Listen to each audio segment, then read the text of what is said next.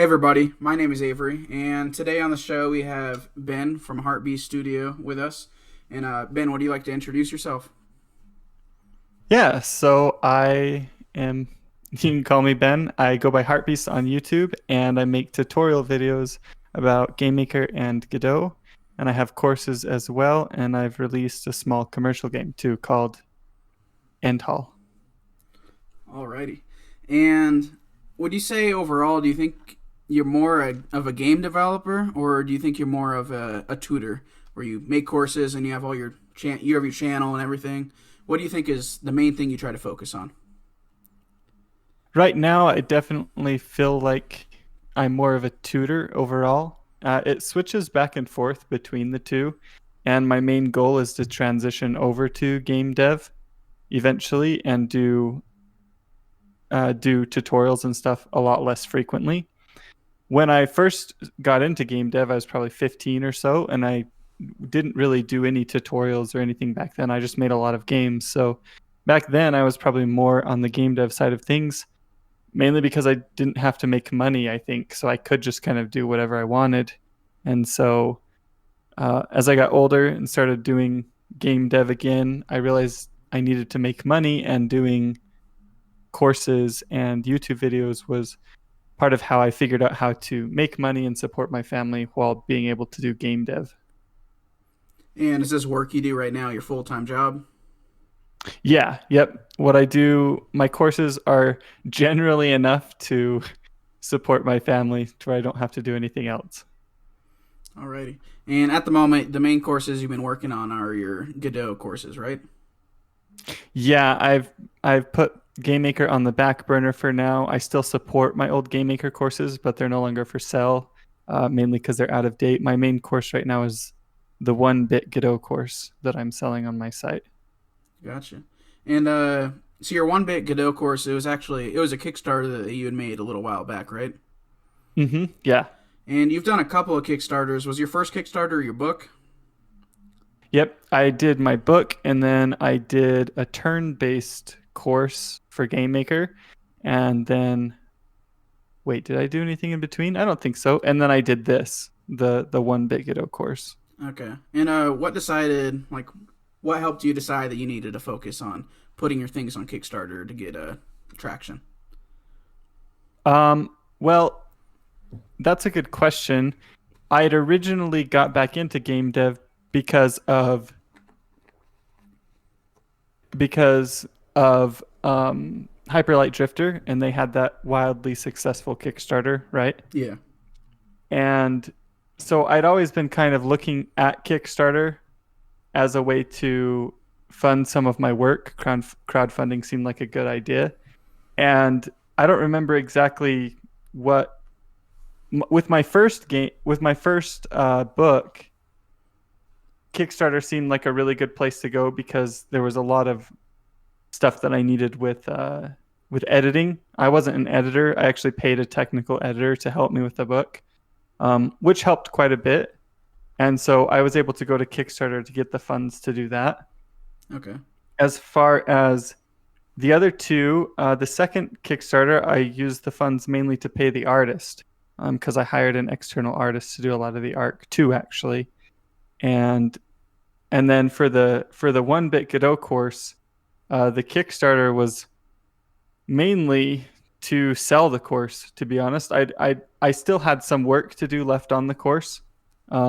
Actually, there was a pretty good amount of work to do left, so it kind of helped fund that work as well. But Kickstarter can be useful for marketing, and that's kind of, it fell under that category for my last course as well. After my very after the turn-based course, I swore off Kickstarter. I said I was never going to do it again. Um, and I think I think Why was that? it was just so, Kickstarter is a lot of pressure, right? You tell people you're going to do something, they give you money for it, and then you kind of feel the weight of all of that pressure. Mm-hmm. And I don't feel like I handled it as well with my second Kickstarter as I could have. And so, I was like, I'm not going to do this again. But then with my 1-bit Godot course, I did a few things differently, I think, that helped. Number one, it was there were no stretch goals. I avoided stretch goals because those are basically just scope creep, but with a different name. So I Mm-hmm. didn't do any stretch goals, and then I updated. I think at least twice a month.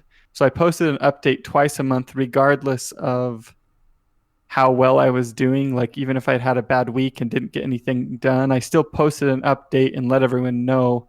And that helped, that made the experience a lot better for me as well. It took off a lot of the pressure where it was like, okay, I'm being honest with them. I'm very upfront and transparent with what's going on. And even when I have rough weeks where I don't get as much done, I'm letting them know and I'm accountable to my backers. And it made the experience a lot better for me. Makes sense. And so I was looking and I saw you worked on a different game called Pauldron. I think it was a game that was kickstarted as well. Yeah. And how did you end up? Because that wasn't your game, right? You joined a team. How did that all roll out? How did you find this team, or did they get in contact with you, and how did that all go? Yeah, they contacted me and wanted to hire me on for some contract work. And back in the day, I was pretty excited about that and trying some contract work. Uh, and I don't know exactly what all I'm allowed to say on that, Gotcha. but I do know that they are still working on it. They are still doing some stuff with that, but I'm no longer part of the team. Um, I think that Kickstarter experience is a good example of how I, I I don't want to be too harsh, but I would say how not to run a Kickstarter. Um, I think the funds that we all ended up asking for, uh, I say we, but it wasn't really me. I think the funds that were asked for was just not enough for the kind of project that they were trying to make. Um, and so, but I think they've handled it very well, all things considered. Uh, I know the people working on it, and I know they're really trying hard to make it all kind of turn out good in the end. So, but it's been stressful for them as well because of kind of how all that went down. Yeah, that makes sense. I get that. You have your project idea, you're working on it, you put it on Kickstarter for everyone to see, and even if you get funded, you might. I'm sure there's a lot of things you never really thought about beforehand that eventually cause problems. So I can understand how that could be a little tough. Yeah, yeah. I think the most dangerous part of Kickstarter is if you're new to project management, then you're going to probably mess up. And so, but Kickstarter commits you to it, right? Because you have people who have supported you, and you want to do your best to um, do right by them, right? And so that puts you in a tough spot if you're new to project management. If you're really good at project management, then you're going to know how much money you need. You're going to know all of those details. You're going to know what stretch goals you can handle. Uh, but project management is there's a reason it's a job in itself, right? It's a hard thing to do, and so Kickstarter is a little bit of a trap if you're not careful there.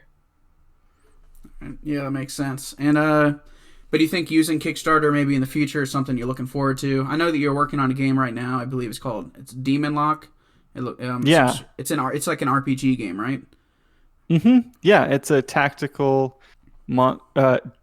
demon training RPG, and I was looking at it. Sorry, and it's similar to like a Pokemon esque style game, but I think it's like permadeath and some other things like that. yeah, and some of that's obviously going to change. Mm-hmm. The original project was kind of a joke where we were going to make Pokemon, but then make a few small changes to it. But because of the feedback that we got on it, my brother and I were making some changes, so it's going to look probably significantly different than kind of what people have seen now. It'll look a lot less like Pokemon. Okay. But yeah, I'm working on Demon Lock, and I am considering Kickstarter for that project as well. And what we'll do is we'll get it to a point where the game itself, like the engine itself, is done. This is the plan, anyways. The engine itself is done, and all we need is more content. So like more levels, more demons, more moves, more abilities, stuff like that. And when we get to that point, um, then we'll go to Kickstarter because the content creation side of indie game dev is it's a little bit easier to plan out, I think. The creative side of it and the programming side can be tough to plan out sometimes. It's hard to gauge how long something's going to take. Um, with the just kind of, okay, all of the systems are in place. It's just time to produce a bunch of stuff now with the systems that we have in place. It's a Mm-hmm. little easier to plan for that. Gotcha. So I hope that answers the question. I No, am yeah, that looking does. looking forward to using Kickstarter more in the future. Very, very carefully though. And do you think you're going to be doing this by the end of this year? Yes. Okay. Yeah, I think we'll have a Kickstarter done by the end of this year, but hopefully sooner. But you know, um, my brother was helping me work on it, and then he went off to do some other things, and then came back, and so he's going to help me work on it again. And so at least that's the current plan, and that'll be it might increase my timeline. We're going to have to look at that, kind of reevaluate where we're headed now. Okay. And are you and your brother making this game with Godot as well? Yes, yes, we're making it with Godot. What do you think was the main thing, the main factor that you think that helped you change your shift from Game Maker to Godot with a lot of your content and your YouTube videos?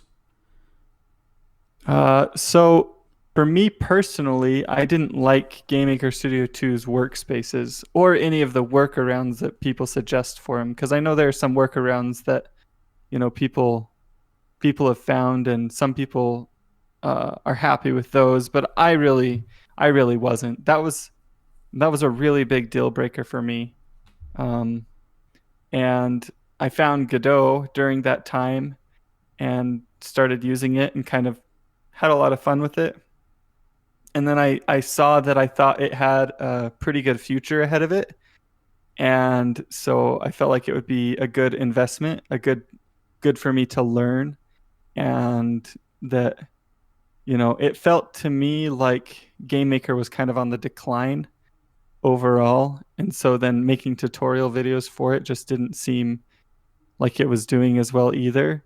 And Godot had better prospects there. I am excited for the new acquisition for Opera bought Yo-Yo Games, and I'm excited to see what happens there. I'm optimistic about that. I could see myself going back to Game Maker one day, but for now, I'm happy with Godot and having a lot of fun with it. That's good to hear.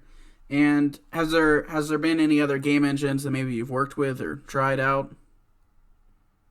Yeah, so I've done. I haven't put very much time into Unity. Godot fills that slot for me pretty well. I think Unity is.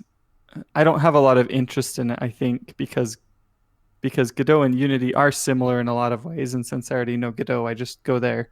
I've also messed around with Love 2D, had a lot of fun with it, but I tend to like an IDE that I can, that has a level editor in it and a tile set, like where you can do a lot of the stuff, level editor specifically, where you can do a lot of the stuff in the engine itself. Mm. And I think there are some IDEs and stuff like that for Love 2D, but I didn't really want to get into them. But I did enjoy the little experiments and stuff I did with it. And I've also tried Unreal and made some stuff in that. And I'm looking forward to their scripting stuff. I think Unreal is a pretty cool engine, and I'm interested in it. Um, so I've tried those different engines, but I don't see myself. I see them, all the other engines, as being more like experimental. I don't see myself making any commercial projects with them anytime soon. I got that. And so maybe a few years back when I started watching your channel, you had some Let's Pixel. Yeah, that was a series where you're drawing stuff. Uh Uh, huh. what kind of how did you learn to do that? Like, what kind of inspires you? Because I think you're a really good pixel artist, and I really like your artwork and everything you make. And I think a lot of people can't really do that, or a lot of people maybe just at the moment they can't do that, but maybe if they were to work on it, they could. What's something that you think you could tell those people that want to be an artist like you? Well, first of all, thank you.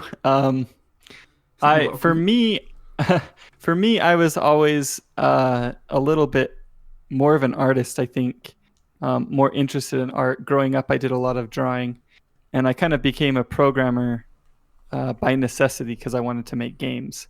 But I was doing a lot of art beforehand. That doesn't mean that my pixel art was by any means good. If you look at a lot of my first games, the pixel art is pretty bad. My colors are bad. Just the designs in general really aren't that great.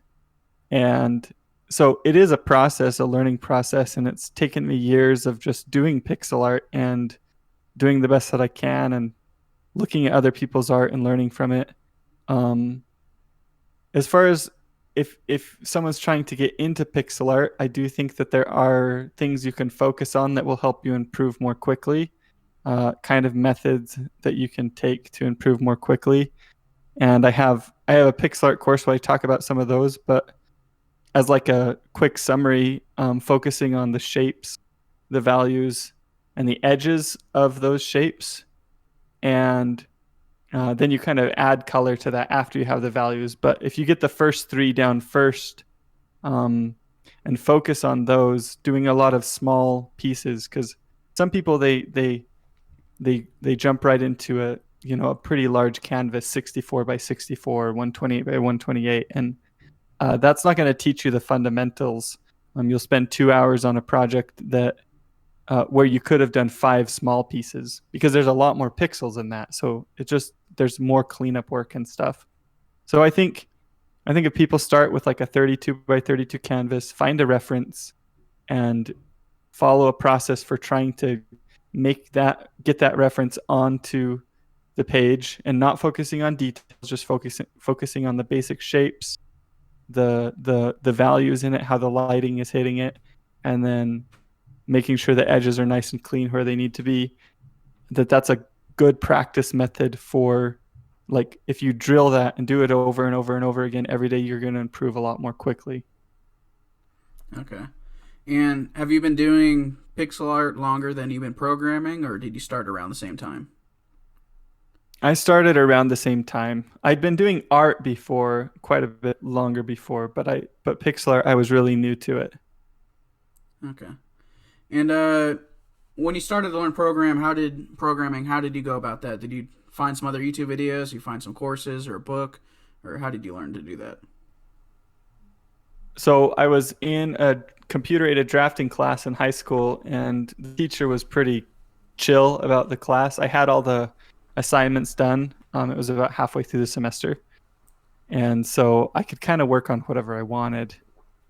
And I looked up, I just Google searched game, like making games, because I wanted to, or it might not have been Google back then. I don't really know, but I was about 15 at the time, so let's see, this was And how old are you 17 right years now? ago now. I'm 17? Okay. 32. Gotcha. Yeah, so 17 years ago. And Game Maker came up, and I was like, "Oh, this looks really cool." And I started playing with it, and that's kind of what got me into programming. I was really interested in it at the time. As far as tutorials go, there weren't really any YouTube videos or anything like that. Like, people go to YouTube and look for tutorials. But there was the Game Maker community, and there were a lot of projects that people would post their source code, and you could look through it. And then there were some written tutorials, I think, but I don't remember doing a lot of those. What I remember is finding other people's projects and that they had shared the source code for, and downloading it and opening it up, and then trying to figure out how they made it work, how it all worked, and testing stuff myself, and then trying my own projects, like, oh, can I do this? How can I do this? These are the tools that I have. Like, these are the things I know how to do. How can I combine them in a way that will let me do something new? And that process is kind of how I learned. Okay. And you think, looking back then to 17 years ago, and you started to do it, and seeing where you're at now, can you really think you could have imagined what you're doing now back then when you were in your computer class and you're learning to program and you're looking into game development? Do you think you could imagine that 17 years from then that you would be you would have a big YouTube channel, you'd have your courses, your book, you would have a following, and you would be able to work on this full time? No. back then it was just a hobby and I loved doing it. And I didn't really have any plans for, like, I remember people asking me, what do you want to do? And I remember saying, like, I'd love to be a game developer, but I didn't have any sort of vision of what that looked like. And so, I couldn't have imagined that it would go this route at all. And when did you realize that this is what it was, that you had found your path? I think, well, that's a tricky question. I think it's a good one, but I don't think you ever really know. I Mm-hmm. think I think that's always changing. That question is always changing. We always have something that we're looking towards, that we're trying to do, that we're trying to change about our current situation, right? And so I think the moment I realized, maybe if I change the question a little bit, Okay. to fit my answer, but the moment that I realized that I could do it for a business, that I could actually support my family, was with the book, the Kickstarter that I did for my book. That's where I started to realize where I was like, okay, this is starting to make enough money on the side that maybe I can actually turn this into a business and support my family doing this. Um, so I think that's the point where I kind of realized it could be a business. And how long ago was that again that your book came out? Oh, I actually don't know. It's probably been 6 years since the Kickstarter, maybe. I'm Okay. not actually sure though. And is that something you enjoy doing, your book? Do you plan on doing any sort of other book out there in the future? Uh, in the past, I would have said no. At this point, I would say that I am planning on writing more books, and I don't know exactly what that looks like yet. The one thing I do know is that I don't want to write another technical book. Okay. Um, Technical books, man, that's a hard thing. It's tough, and then the software updates, and then your book's out of date, right? Like my book is out of date for Game Maker Studio 2. Mm-hmm. And I have to be pretty explicit on the page that it says that it's only for Game Maker Studio 1, so people don't get confused. But I do want to write more. I do enjoy writing. It's something that I've come to really enjoy, and so I want to do more books. Probably more related to game development in general, and not specifically on programming. Okay. And with that in mind, with game development, when you're working on something, say right now you're working on your Demon Lock game, and you're working on a mechanic, and you're trying to get the game feel just right, is there any sort of moment that you just know that what you're working on, it's going well, instead of like, because I know sometimes we may be working on something and it's just not turning out how we're envisioning it. Is there any sort of feeling that you have that either maybe the code or maybe the section or part that you just added in is just perfectly how you imagined it? Um, I think for me, it's never quite how I imagine it, right? I have this vision of what it's going to be like in my head, and it never ends up that way. Um, And you think that's for the better or for the worse? I think I think that I think it's just how it has to be. I don't know that it's for better or for worse. Mm-hmm. I, I think when you imagine something in your head, it's not concrete. It's not There's like infinite possibilities with it, and when you have to actually put it down and make it into something, you start to realize the limitations of what you're imagining, um, and your own personal limitations too, right? Like we all have those. We all can't do everything perfectly, and so I think that I don't know that I would say it's for the better, but it's definitely just how it has to be.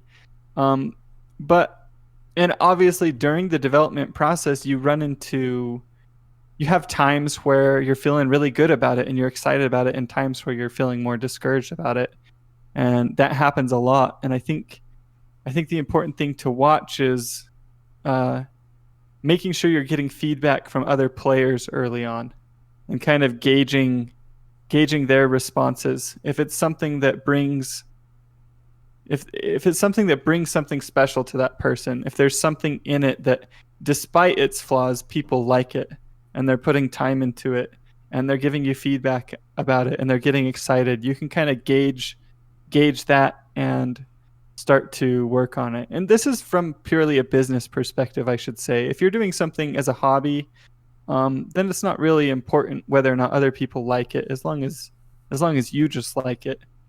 And when you're doing it for a business, you have to like it too, but there needs to be that Venn diagram intersection between what you like and what other people like if you want to be able to sell it. And so that's how I feel about it. It never quite comes out how I imagine, but as long as I'm getting feedback from it and I can see that other people enjoy what I'm making and I also enjoy what I'm making, then it's worth putting the time into it. And is most of the feedback you get from your YouTube and your Patreon? Uh, I would say, YouTube and an email list. Email list, okay. I have an email list for Demon Lock, and we got a lot of really good feedback from that email list when we sent out the first alpha. We listed it all out and got tons of good feedback from. It was way too much, actually. We got like 112 emails of feedback, and it was so much to go through. Yeah, I could imagine. And are you still doing that as well then? Yeah, we haven't released another alpha yet, but that's our next milestone. We're working towards another alpha to release it, and then we can get feedback on the changes and reevaluate the old feedback. Say, we did this to try and fix this thing. Do players feel like it fixed it? Are they mentioning this still, or are they not mentioning it anymore? Okay. And do you have an estimated date for that, if you don't mind me asking? I don't. That's another thing where, with my brother coming back, it's a little bit up in the air. I would say within the next couple of months, though. All right, that's all good. And so I used to watch one of your development series where you're making a game called Grain War. I know that's a game that wasn't ever completely finished. Is there any sort of game, maybe it could be Grain War, but any game that you've worked on that maybe at one point you decided to not finish it, that maybe sometime in the future you'd like to go back and see what you've done and say maybe as some sort of passion project where you'd like to finish that game? I don't really have any games that, some people have like their dream game. I've been thinking about this recently. I'm realizing more and more that I don't have like one dream game. I have like a lot of little ideas that I want to make, and none of them are like, I don't put any of them up on like this pedestal of my most amazing idea. And so I could see myself going back and finishing some of my older prototypes or projects, potentially, but they would probably look significantly different in how I approach them now, since it's been so many years, and I feel like I've learned and grown since then. So, but I could see myself doing that, but there's not one in particular that I'm like, oh yeah, I definitely want to go back and remake this one. It would just be like, maybe I'll pick up this little project that I made because I can see some potential here, and then rework it and try and make it into something.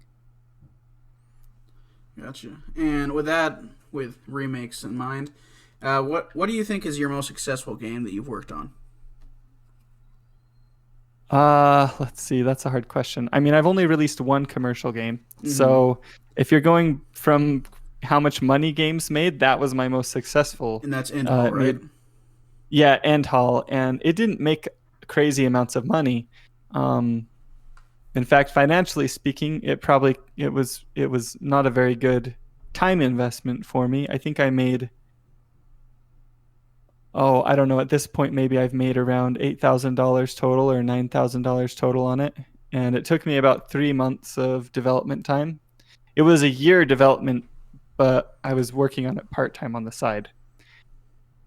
Outside of that, I made a couple games when I was around 18 that I posted on the Yo-Yo Games Sandbox site, and one of them was called Deep Magic, and the other one was called Ancient War. Both of those did fairly well. Deep Magic, I think, got somewhere around 15,000 plays, and then Ancient War got somewhere around 27,000 plays on the site. So, as far as reach goes, that was pretty successful. I was really happy about how well those did back then. I couldn't have possibly imagined that I'd get that many people playing the little games that I made. And on the Yo-Yo website, are these games monetized? I'm not sure how it works. No, no, the Yo-Yo Games Sandbox website isn't actually live anymore. They took it down a while ago. Okay. And the games were never monetized.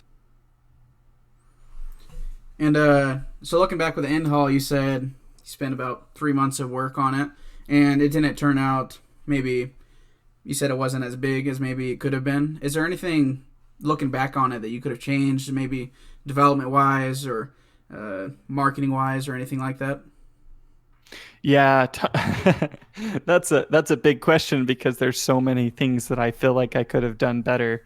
Um, the very first and easiest thing I think that I could have done better was to make devlogs about it and make sure that my YouTube audience knew about it. Um, I remember posting the post mortem, a few months after it had been out, and people commenting saying that they didn't even know that I'd released it. So I clearly didn't do a very good job of letting my audience know. I mean, I made a YouTube video with the trailer and stuff, but I didn't really get the community involved, and I think community involvement is super important. Building a community around your game before it's released can really help strengthen your release. So that would be like the first and easy thing to do around marketing. I say easy. It's still a lot of work, but I could have just done it. Next, I think the game needed some more like big picture persistence. It was I invented this concept called micro decisions and macro decisions. And a micro decision is something that affects like that turn, where a macro decision is something that affects the rest of the way the game is played. So like a micro decision in Pokemon would be, should I use a potion on my Charmander, right? A macro decision in Pokemon would be, which starter do I pick? Because a macro decision affects the way that you play the rest of the game, right? Every other decision you make is going to be determined or By affected by that decision. In the Yeah, micros, whether just or in not the you, moment. yeah, whether or not you use a potion or something isn't really going to affect how you play the rest of the game, right? Right. And Endhall had a lot of really good micro decisions, and the design in that side of it was really well done. The micro decisions are interesting and satisfying, but there weren't any really big macro decisions. So that hurt the replay value. And since the game was already really small content-wise, it needed replay value.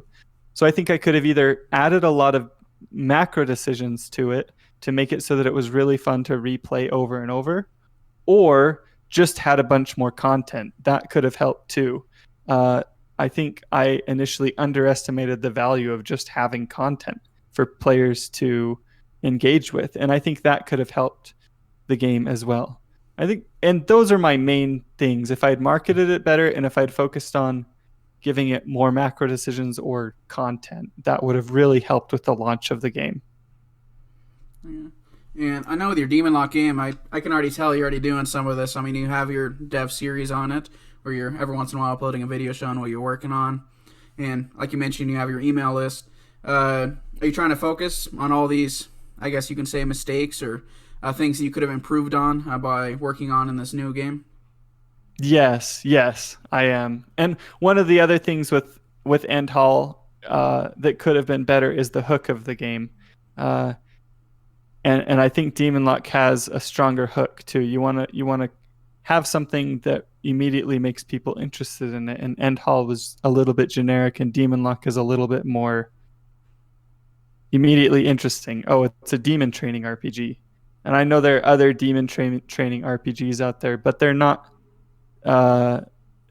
They're not there. There aren't really any quite like this one. I think from what I've seen, a lot of people mention the Japanese demon training games I don't remember the exact name.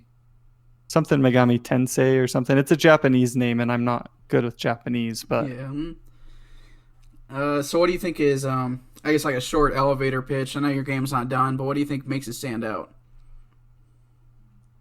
the game I think the game stands out because of the tactical, quick pace of the battles and the permanence of your decisions, like the permadeath with the monsters. Once they die, they never come back. I think those things make it unique from other monster training games out there, which are have a tendency to be a lot slower in their pace. You know, you use a move. If you look at Pokemon, for example, you use a move, and it'll take like 5 seconds just to have everything play out. And Demon Lock is really snappy. Use a move, and it's like, a single second. Mm-hmm. Think like Darkest Dungeon Yeah. in the way that the animations play out. They're really quick, they're satisfying, and it's over, and you're back to making decisions again instead of watching the animations. And do you think with these decisions, like you were saying, these macro and micro decisions, do you think I know you're still working on the game, but have you already had them implemented pretty well in the game compared to your last one, making the game more The enjoyable to play? Yeah, the micro decisions are in there. We're still working on some of the macro decisions to try and get those flowing well. The micro decisions were pretty good. Um, but yeah, there's the macro decisions is an area that we're still working on. And we have some ideas for that, but they're not implemented yet. Gotcha. And is this game just being developed by you and your brother? Currently, yeah, it's just the two of us. Do you plan on hiring more people working on it as soon as the project gets bigger, or do you have some sort of vision for that? Yeah, so my philosophy is properly scaling risk. So you start off in risk is either money or time, right? And so for us right now, we're investing time, and that's the risk that we're taking with the project. Uh, so to get to the point of investing money, which would be a bigger risk, hiring somebody else and bringing them on, we would need to see some reward from the risks we've already taken. So, for example, a Kickstarter. If we did a Kickstarter and we raised a bunch of money in the Kickstarter, then we would go, okay, we invested this much risk and we got this much reward back out of it.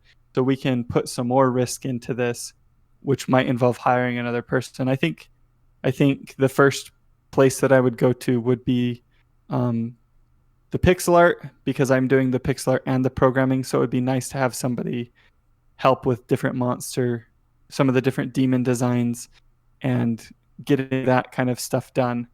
So that would be the plan. If we were to have a Kickstarter that did really well, I could potentially see us hiring a pixel artist to help with demon designs. That makes sense.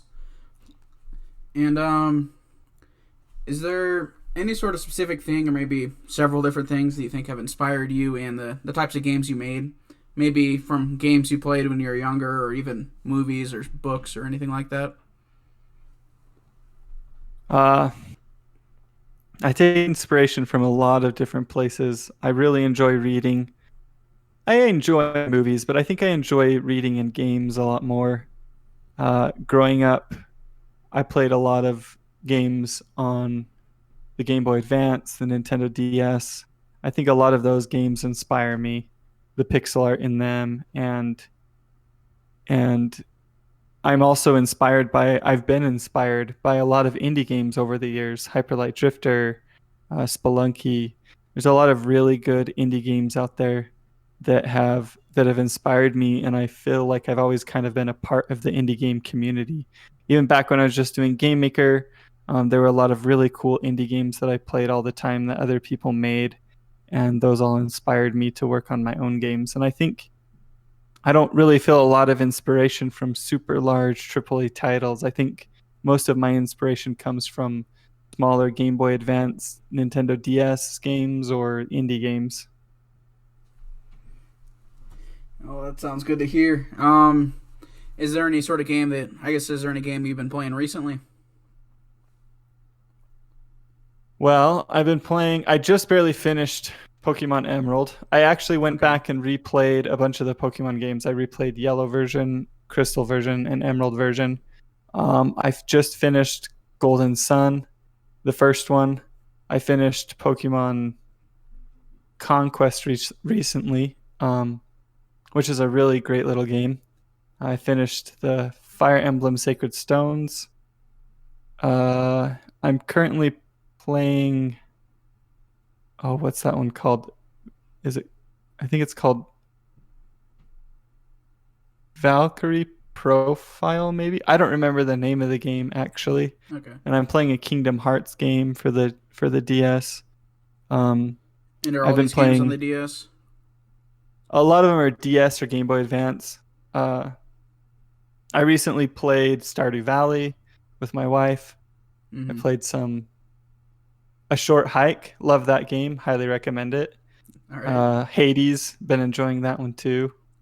And Sweet. I still play Spelunky sometimes. I have a lot of fun with that one. So I've been playing a lot of little indie games and stuff like that. And I think keeping up on playing those games helps motivate me to work on my own games and gets me excited about them too.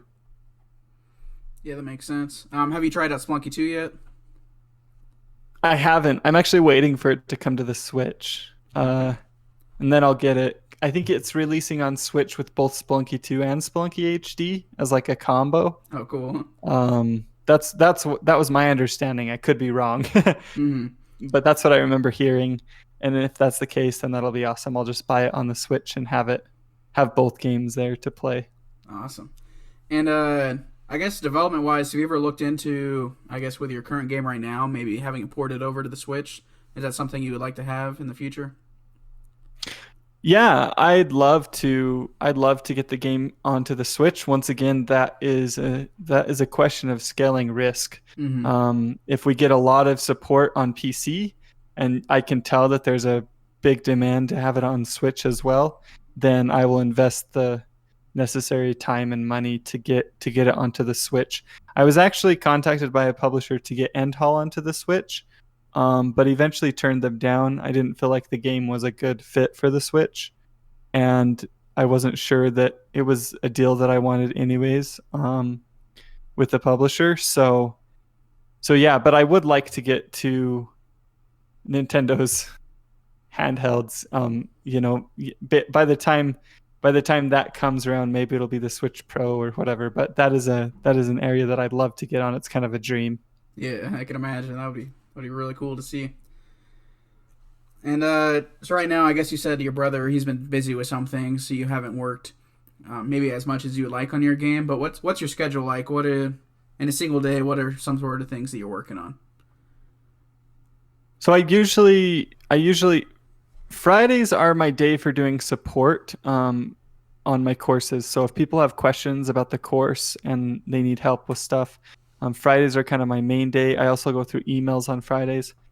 However, I do some of that during the week. So I'll wake up and in the morning I'll check Discord and see if there's any support questions that need to be answered. I'll do that a little bit, though I don't always do it.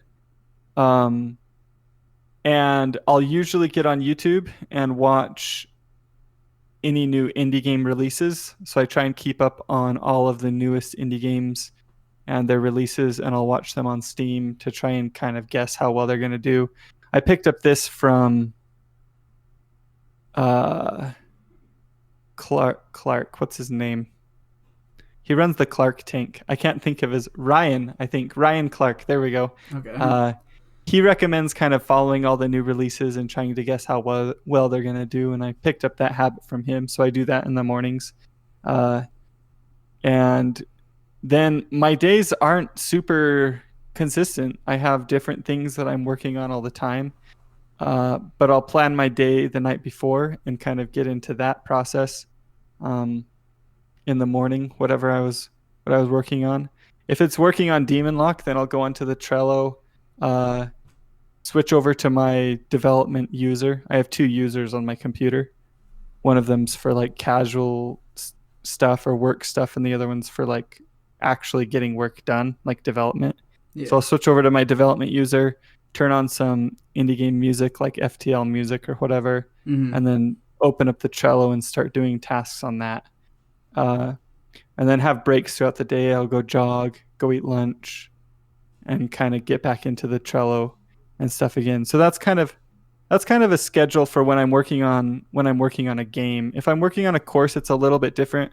A lot of times I'll record in the morning and then, in like a couple hours, and then do some editing in the afternoon, upload stuff, and plan out curriculum stuff during the afternoon. So it's a little different depending on whether I'm working on a game or working on a course, but that gives kind of a general idea of what the schedule looks like. And then I try and keep evenings for family so I can spend time with my wife and daughters. All right. And all your courses, they can be found on Udemy, right? No, actually, uh, I I only have I think I only have I think I have 3 courses on Udemy right now. One of them I did with another game maker developer. We kind of partnered on it, and then the other 2 are my pixel art courses. Um, most of the courses that I have live right now are actually on my site, which is just uh, courses.heartgamedev.com, and that's where they're listed. Or you can go to heartgamedev.com, and that lists my 1-bit Godot course and I think my YouTube channel and stuff there. But yeah, I stopped putting them on Udemy because it just kind of stopped working back in 2015. It worked really well and was making a lot of money, and then it kind of slowed down and stopped, and it wasn't viable anymore. So I switched over to my own site. You think it was because they weren't pushing your courses as much, or they were taking too big of a cut out of it? I think they undervalue courses. I think they sell courses for too cheap, and that's fine with certain courses, but if you're doing programming courses, the amount of support that you want to be able to give um, means that you need to charge more or just not do support, right? And I've seen some people take the not do support route where they put their courses on Udemy and then just don't answer any questions that people have. But for me personally, I wanted to go the route of giving really good quality support. Support is important to me. So I just made my own site and then made my own Discord channel for doing course support where I can give them live support on stuff that they're asking and have a community there that can help out with that too. And so that's the route I went. Charge more for the course, but then give really good support, and then do free content on YouTube that doesn't have support, right? I don't really answer YouTube questions. Sometimes I will, but most of the time I don't. Sure. And I guess you've mentioned some of it right now, but for anyone here that's watching or listening, where are some of the ways they can find you or find your work? Yeah, so on Twitter, I'm at HeartBeast, and that's just the letter U. And then my YouTube channel is HeartBeast. You can search it and find it. And then my website is heartgamedev.com. So www.heartgamedev.com. That's pretty much the main places where you can find me. Alrighty. Well, I guess if as always, I'll have all these links in the description for anyone listening. But Ben, thanks so much for coming to the call, and talking with us about your game dev adventure. Yeah, thanks, Avery. It's been fun. Hopefully it's helpful to you and your listeners, and you can glean some useful information from it. All right. Thanks so much. Have a good one. Bye. Bye.